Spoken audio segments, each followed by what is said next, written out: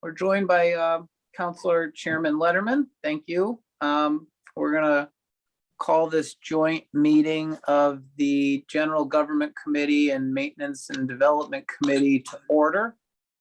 And this meeting is going to be co-chaired by Councilor Letterman and myself. I see we're joined by Councilor Tim Allen and Councilor Maria Perez, as well as DPW Director Signoli and Councilor Justin Hurst. So thank you all for joining. I will start just by saying that I've been working on this ordinance for over a year, and happy to have this venue to chat about it and talk about what we can do to move it forward. We have held a couple of committee meetings on it, and we received testimony, some adverse testimony from public safety divisions, including police and fire and DPW concerning maintenance. And it's been some time since we had that meeting, and been in touch with Councilor Letterman and others in the community on the subject about moving this forward. So I'm happy to take this discussion where it will head, but before we do any of that, I want to turn it over to Councilor Letterman, who's co-chairing this meeting. Thank you, Council Chairman Fent, and happy to host the meeting today, and would echo your sentiments. I'm glad to be a co-sponsor of the legislation. I think that the legislation is critically needed. In talking with individuals, knocking on doors over the course of the last year, we know that the speeds we are seeing on residential streets definitely continually exceed the limit. And I think that the way to solve that is to create a physical change in the landscape. And so, as we've seen other communities around us doing, I think that we can as well. And I'm hopeful that we can work together to address logistical concerns that may exist and make sure that it will be successful. Thank you. Great. Okay. So let me start by, let me just make sure nobody's hands are up. Okay, no hands. So let me just start by summarizing what I've done on this issue so far and where we are currently. And then probably Chris would appreciate some input from you at that point. So over a year ago, going back to late 2020, I started drafting a speed hump ordinance and based it on some of the ordinances that exist in specifically West Springfield and Holyoke. And I did a little survey of what the other ordinances looked like and put together a draft that tries to take into consideration a bunch of different variables, including how does a petition get initiated, who are the stakeholders that should be consulted when a speed hump is to be placed in the right of way, and what types of locations are eligible for a speed hump in the municipal right of way. So if everybody would just bear with me, I'll walk through what the proposal does, and then I'll in my own words do my best to summarize some of the feedback we got at the last meeting and talk about what I've done with it since then. So the first component of the ordinance contemplates who can request it and how a petition gets filed. And the prior draft anticipated that there would be a petition to the city council, and that before that petition could be heard, it would need to be started and signed by at least 2/3 of the property owners or 2/3 of the registered voters within the impacted segment of the proposed street hump street. And then, there's a whole bunch of details about how that gets determined, and the fact that DPW, fire, and police and city clerk all need to get notified. And it goes on to say that the definition of impacted segment of the street is 300 feet on either side of the zone where the proposed hump is. And I chose 300 feet because that's consistent with what other cities and towns use. And that's also consistent with 40A and a butter standard for our special permit applications, which is 300 feet. So 2/3 of the people in that area would need to start it. Then it would go to those divisions for comment, and then could be eventually presented to the city council. There's also a provision in here that anticipates neighborhood council involvement and notice after that petition started. So the second section of the ordinance talks about making sure that all proposals are consistent with a document known as the Manual on Uniform Traffic Control Devices for Streets and Highways, the MUTCD, issued by the United States Department of Transportation. And that's got certain standards in there for how the bumps should be placed and what they can look like. The third section talks about where they can go, and it specifically limits speed bumps to local roads and roads that have a speed limit of less than 30 miles an hour. Obviously we can't put speed bumps safely in double yellow line roads in the city or major thoroughfares. And so the intent here is we're really limiting and trying to target speeding that's happening on local residential streets. There's provisions that talk about how the hearing happens and how notice goes out. And I know that's like a big issue for the city council lately. We've been focusing in on notice issues. And so it talks in here about how notice gets sent and who gets it. And there's a temporary trial period of 90 days. And if after the conclusion of the trial period, there's no written objections from more than a quarter of the property owners or registered voters within the segment, then the speed hump can become permanent. And then there's a small provision for what do you do if after the speed hump's there, you want to remove it. So it's based, as I said, in some of the other ordinances, and it contemplates all of these different issues that could arise. And the last meeting that we had on this subject was back in July of 2021. So what I'd like to do now is just summarize kind of what happened after we had some revisions to this ordinance and then received comments last summer. So those comments came from police and from fire and from DPW. There were concerns about the speed humps causing problems for public safety vehicles and EMT officers from being able to safely and quickly get in and out of emergency situations. And there were also concerns from DPW about general maintenance issues pertaining to things like plowing in the winter and drainage and potential deterioration of the road as a result of the installation of the speed humps.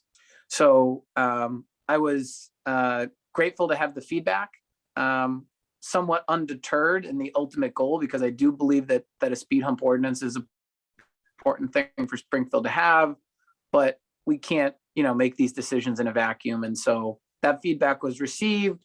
And although it was many months ago, I did promise at that meeting that I would follow up with various stakeholders in surrounding cities and towns, including DPW directors, police chiefs or commissioners and fire chiefs, to ask what their experiences were.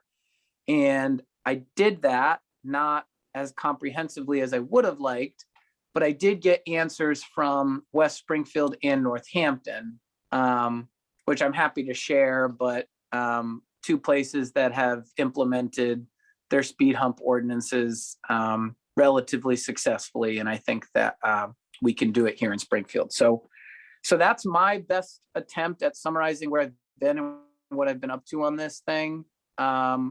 Essentially where we are now is I want to revive this discussion, see what we can do to mitigate or flesh out some of the issues that have been raised by DPW and public safety. I don't think this is the last meeting. I think this is one of probably several meetings that'll have to be held in the coming months. And then if we can make some compromises along the way, I'd love to do that and end up with a process for Springfield residents to know that they can have these speed mitigation devices in their neighborhoods. So that's my very long-winded rendition of where we've been and the work that's gone in so far. And with that, Councilor Letterman or anybody else, if you have any comments or questions at this point, I'd certainly say we should entertain them. And then I think we got to have the difficult conversation with Chris and some of the other stakeholders about where we go from here. Okay, Councilor Perez. Yes, I just want to ask, in your investigation with Northampton, have you have any study with their bombs when it addresses the emergency situation and the plowing? So let me read you exactly the email that I sent and the response that I got. So I said, I addressed this to Cindy Quinn, who I believe is their DPW director. No, let me see what Cindy Quinn's title is. Hang on.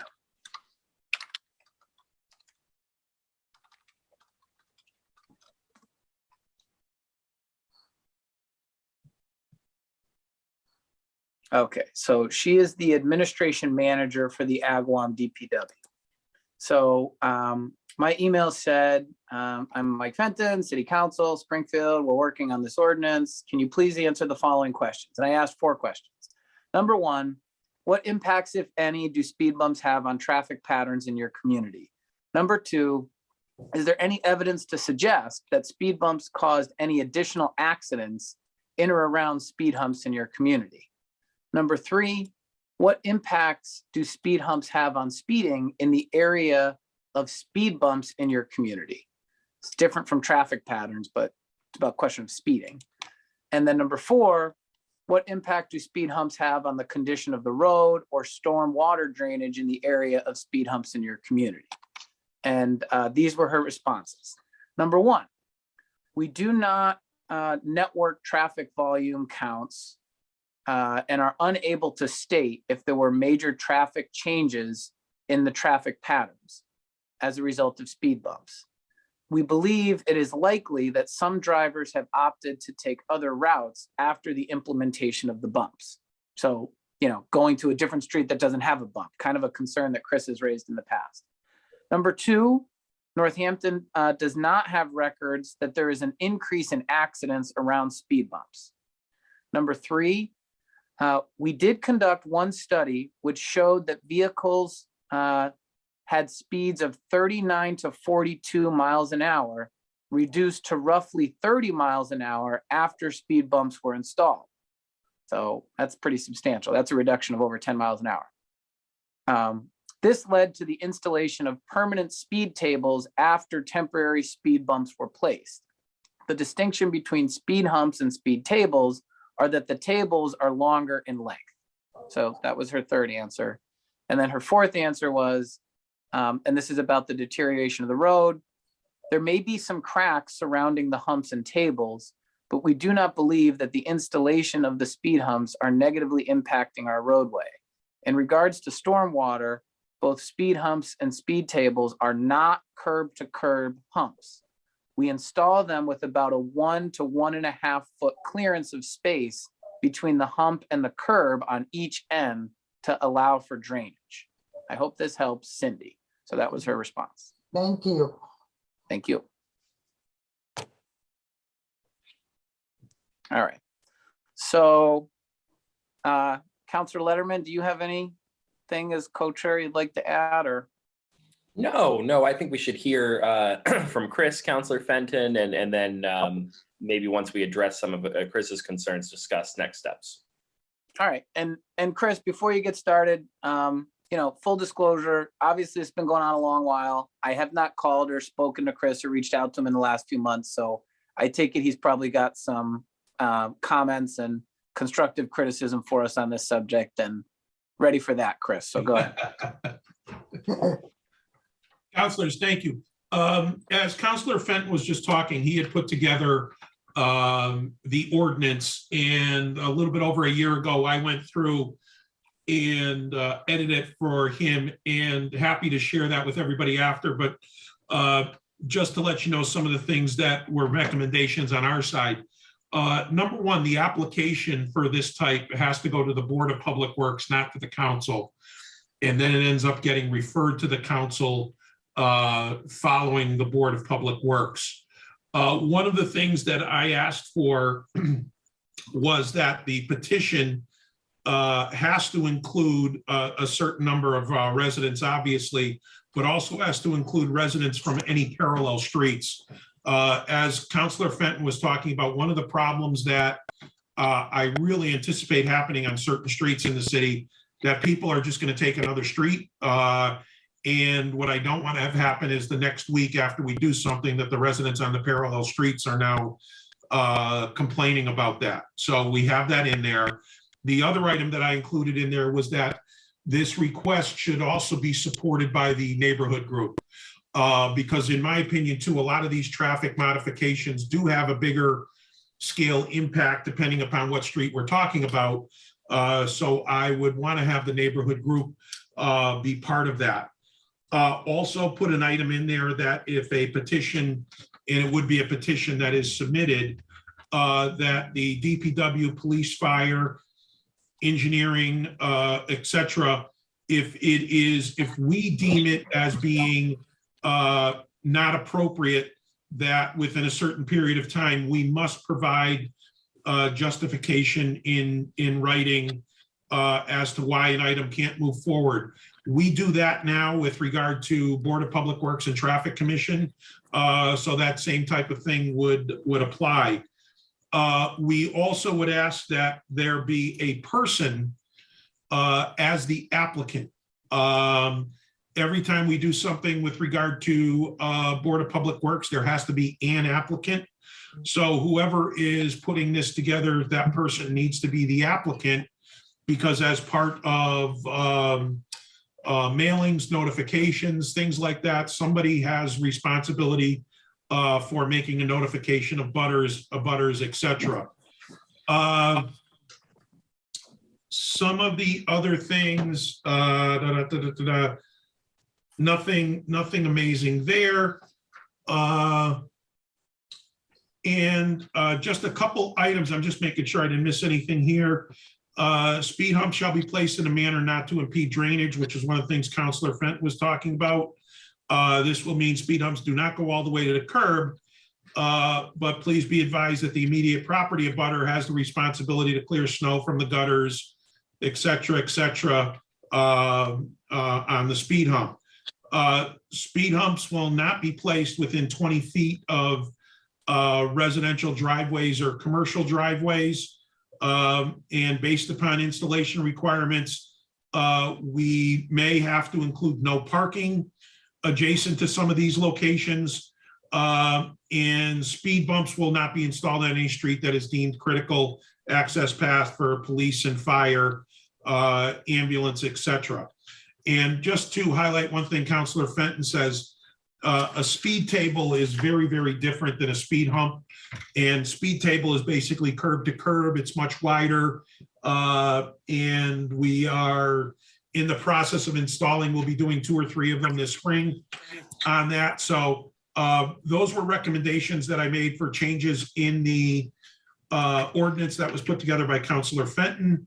And as Councilor Fenton stated, we get requests for something like this probably 20 to 30 times a year. And to tell you the truth, I don't want to end up with one on every street.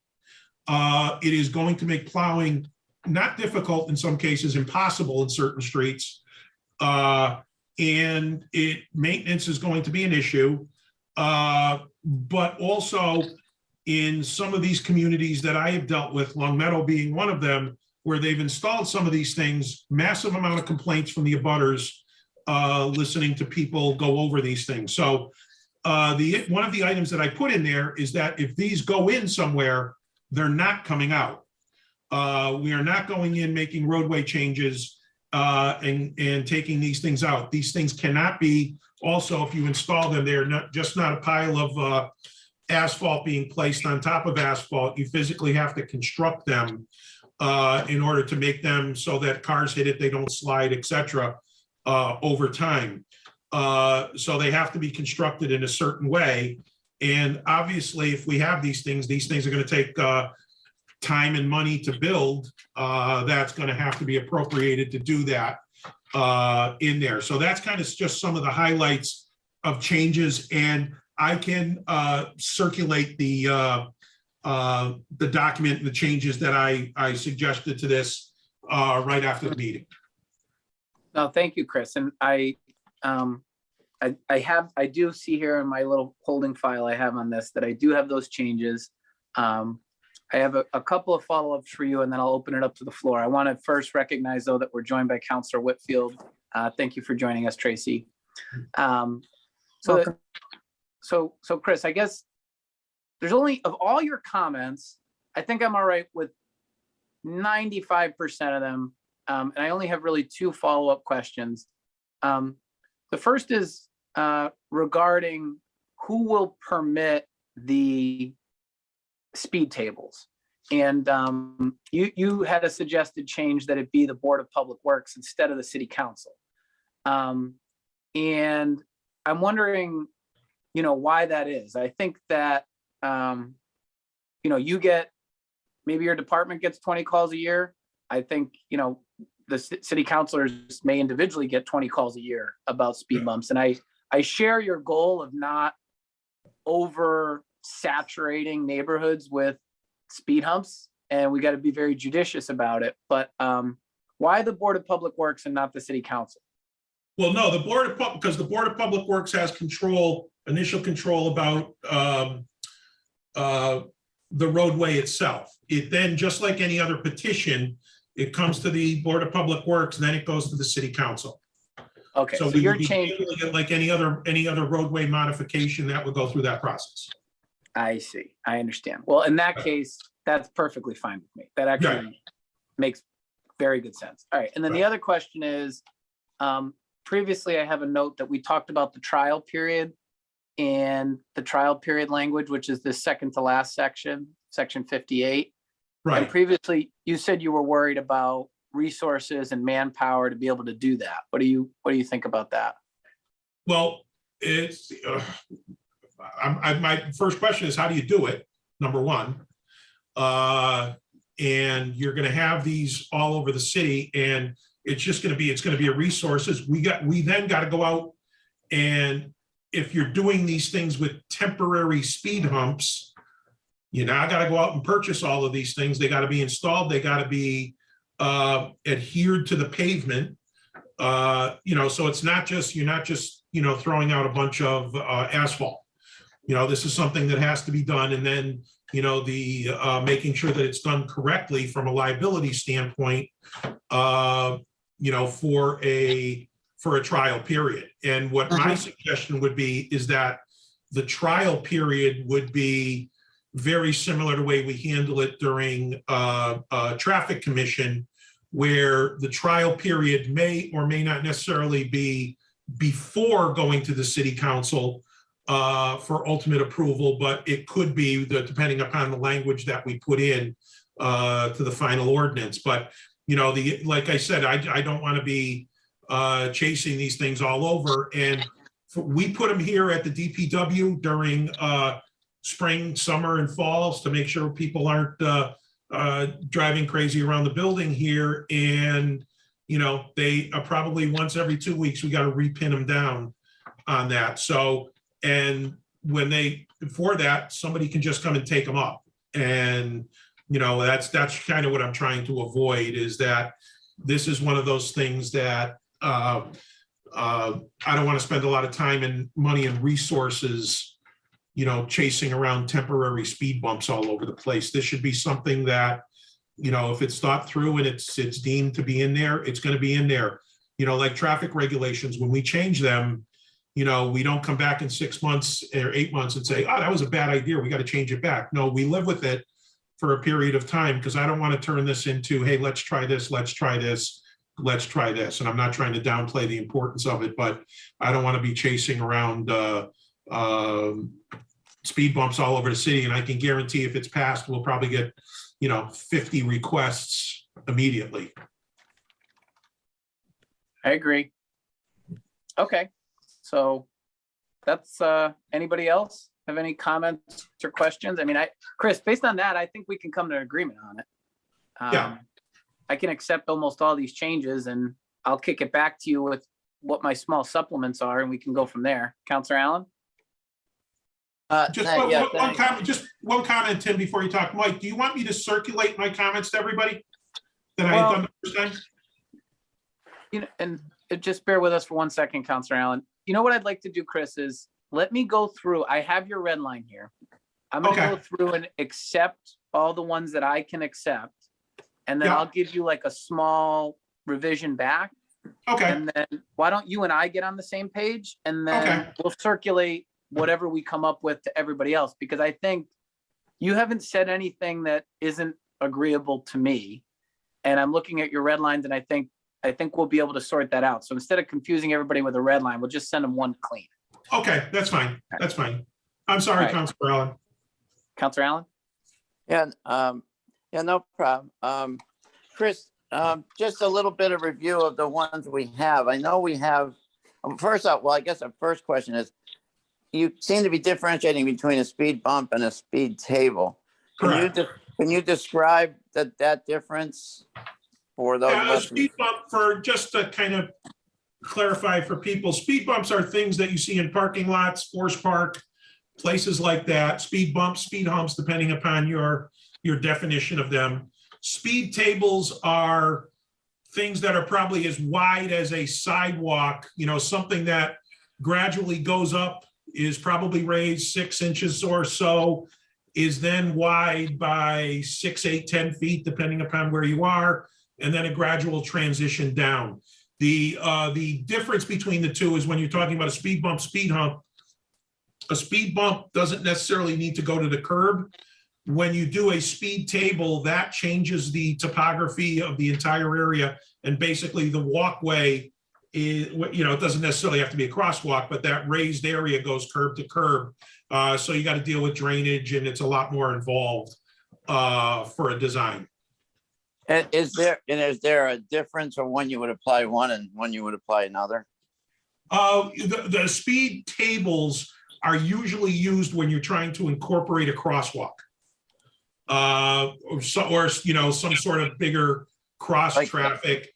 For example, Tim, on the new building that's going to be going in Springfield College, we're working with them on a couple speed tables for Sheffield and possibly Alden Street as well. But that's to facilitate a lot more crosswalk traffic than just trying to slow vehicles down in the street. The speed table does both. Okay, that's good to know. Yeah, I'm assuming what's in front of the Springfield College Library or Learning Center, that's a speed table, right? Yeah, it's a poorly constructed speed table, but it is a speed table. Okay. All right, and what other ones do we have in the city? I know we have the one on Edward Street, and I know there was talk about one going by AIC and by the library. There's one on Edward Street. We will be starting the construction in the next week or two on the one on Wilbraham Road at AIC. There is one on Garfield Street at Forest Park School.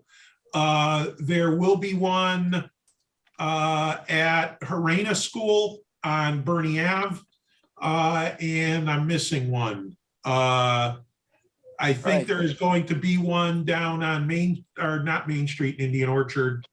It might be one of the side streets there. I can't remember, but those are the ones that we have now. There is also proposed, if it ends up moving forward, the crosswalk for the library as well would be a raised crosswalk.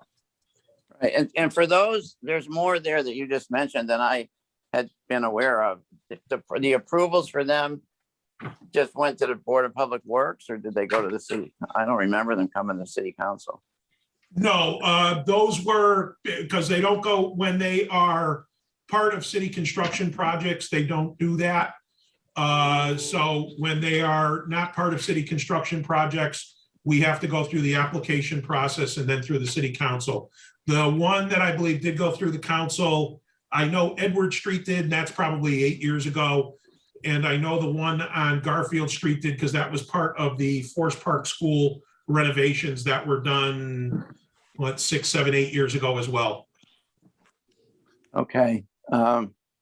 And if in your mind, if I think you said, if a resident or somebody needs to be associated with making the recommendation or the request, and that normally is an individual, is that what you were saying, or can it be a civic association or something? Well, it can be a civic association, but we prefer that there be a point person.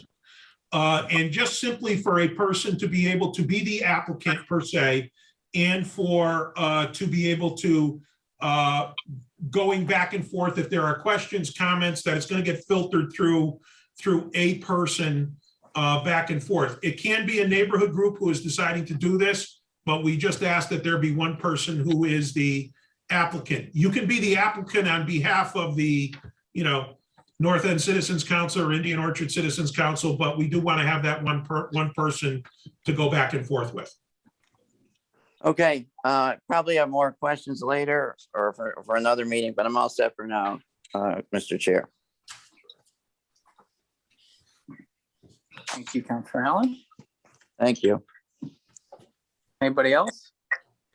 I just had a quick couple, Councilor Fenton, on the feedback.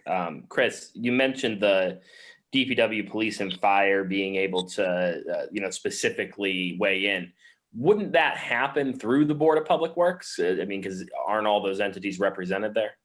Yes, but the only reason I put that in there is because right now, like similar to the Board of Public Works and to the Traffic Commission, if an app, and I hate to say crazy things, but we get an application, somebody that says, I want to turn Parker Street one way, and it's like, well, things like that don't even make it to the Traffic Commission or to the Board of Public Works. So what we want to be able to do is do that vetting process, which we do right now.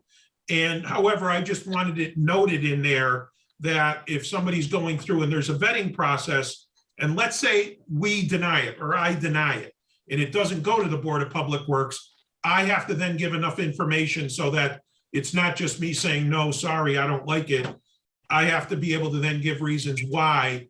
And when we can still go through the Board of Public Works process at that point, but I want to have that in there so that there is a review. Yes, there are people from police and fire on the Board of Public Works that are part of it, but I want that to be a little bit more of a kind of a background investigation than it is once it falls into the Board of Public Works. The other thing with the Board of Public Works holds viewings. They do not hold meetings. So when we have these types of meetings, they are on site at the location when we do it. So it does become a little bit more interactive with the neighborhood. Yeah, that's fine. And then the other question I had was on the speed bump, speed hump, speed table piece. Yeah. For the actual, permanent structures that'll be put in place if approved, I've been thinking of them as being constructed like when I think of a speed hump, I think of it as slightly different than a speed bump. I think of a speed bump as a very sharp that you have to come to a full stop in front of. I'm on the phone. I can't. And then proceed over. The phone. But a speed hump, I would think of as sort of a shorter speed table that is not curb to curb. I just want to make sure we're all on the same page. What are you envisioning as a speed hump, which is the language we've been using? Yeah, it's something that's probably going to be 4 or 5 feet wide. It is somewhat sharper with a minimal flat area on the top. Speed table then becomes 4 to 8 to 10 feet wide. This is the type of thing that is much shorter. So it's not, like if one of the ones I drive through all the time is Five Town Plaza that has them all over their parking lot, which people just drive around anyways. But those and what's in Forest Park are probably true speed bumps that are, kind of, 2 feet wide, 6 inches high, and they are just a rounded hump. So, I mean, what we are talking about putting in, I mean, obviously that can be a discussion about what we want to do here. And if as long as if this is not going to curb, then that's a little bit of a different story when we talk about drainage. So I think we should, get that really clear before we pass, and maybe even draw up, for people to see before they petition for it, right? Once they start going in, people will get to see, be able to see examples. But, I want to understand, I want to make sure that whatever we're putting in is still conducive to the flow of traffic for the people that are there, right? And not overly cumbersome for the people that are actually living in the area. And traveling at a reasonable speed, being able to slow down, go over it, and continue on. Last question was on the plowing, Yes. relative to the concern there. Councilor Fenton, did we get any feedback on the plowing from the other communities that you talked to?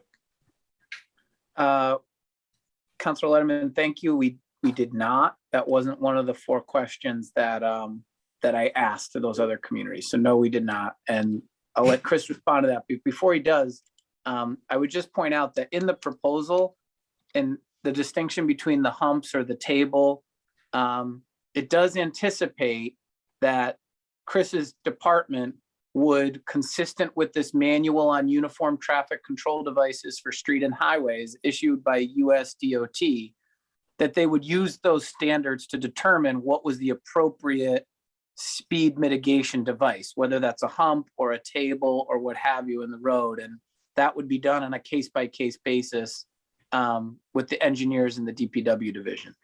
Based on the location. That makes sense. Right. But with respect to the plowing, no, I did not get any other feedback on that. I don't know if Chris would like to say something about it. No, just my item on the plowing is that, plows are not going to want to hit this thing at, more than 5 or 10 miles an hour.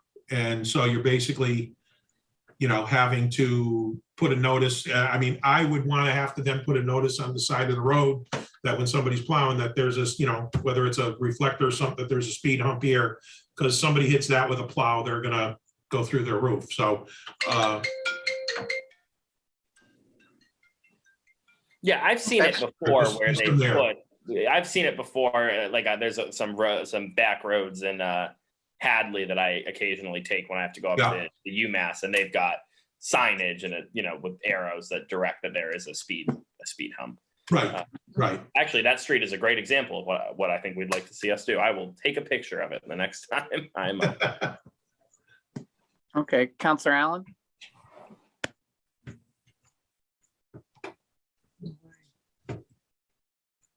Councilor Allen, you had your hand up.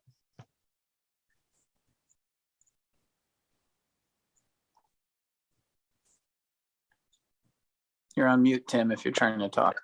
There, I don't know. Sorry. You got me now? Yes. Yep. All right. Councilor Letterman, what was the street you were just referring to? It's a random back road in Hadley, Massachusetts. Okay. All right. Never mind.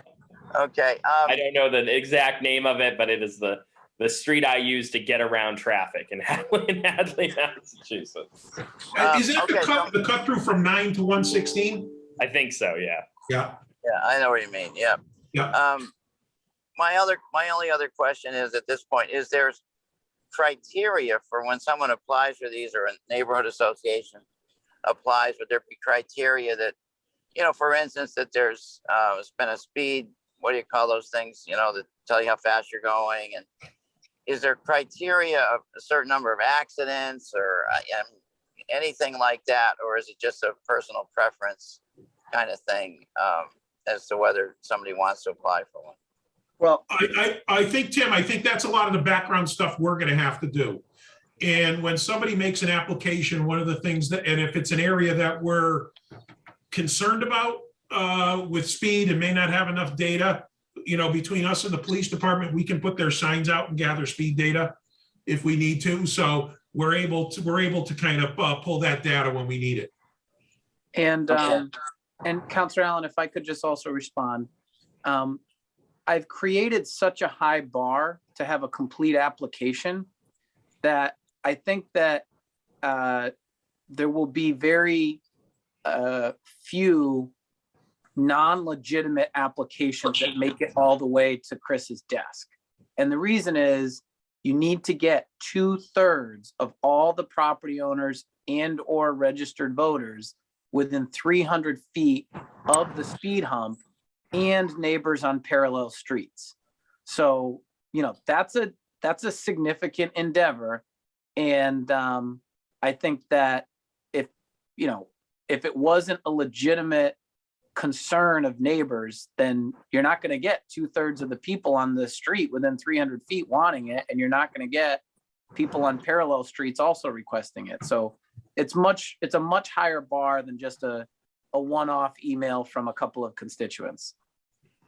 Yeah, I hear you. Okay, thanks. All right. Let's see here if anybody else has got their hand up. No, not yet. Okay, so Chris, just I went through here and accepted pretty much all your changes. There's just 2 final ones I want to review with you. If we can do that before the end of this meeting. The first is you say no speed humps within 20 feet of a residential or commercial driveway. Why is that? Because that's going to be hard. I picked 20 feet. I picked 20 feet because if you are backing out of your driveway, you do not want to be backing into a speed hump. Okay. And you think 20 feet is required, not 10 feet? Wouldn't be enough space to do that? Well, we'll argue about that. I picked 20. All right. So I'll redline that. And then really the idea is that somebody who's backing out of their driveway who may think it's a good deal, but then has to back out of their driveway and go over a speed hump while they're doing it every day. I want to make sure that there's not an issue with it. What I'm not trying to do though, is that on certain streets where you have offset driveways everywhere, that you run into a problem where, hey, yeah, you can't put it anywhere. Well, that's what I'm concerned about. I'm not saying that this street is a good candidate for it, but it's come up recently. So I'll just use it as an example. Miller Street, Waite Street, that you'd never be able to find a location that was 20 feet from every driveway on a street like that. So I'm going to propose that we reduce it to 10, but we can go back and forth on that. And then the last question is, you have a provision that says no parking on both sides of the speed hump within 30 feet of the speed hump in both directions. Again, I think that's probably a little too much. How long is the average parking space in Springfield? 20 feet, 18 to 20 feet. Okay, so maybe 20 feet for no parking for the same reason, because on a street like the 2 that I just described, on-street parking is at a premium, and we know from how difficult it is to plow some of these places that if you eliminate, you'd effectively be eliminating 8 on-street parking spaces, 2 on both sides of both ends of the speed hump. That could be a burden. So I'm going to propose that we reduce that, and that's it. So anybody else? Yes, send that over to me, Michael. All right. So I will do that now. And Councilor Letterman, any other comments or final words? No, great meeting. We'll look forward to seeing the revised draft, and then maybe we can, hold maybe one more meeting before bringing it to a vote. I'll send it to you now, Chris. Michael, thank you. Thanks, everybody. Thanks. Thank you. Thank you. Thank you. Bye.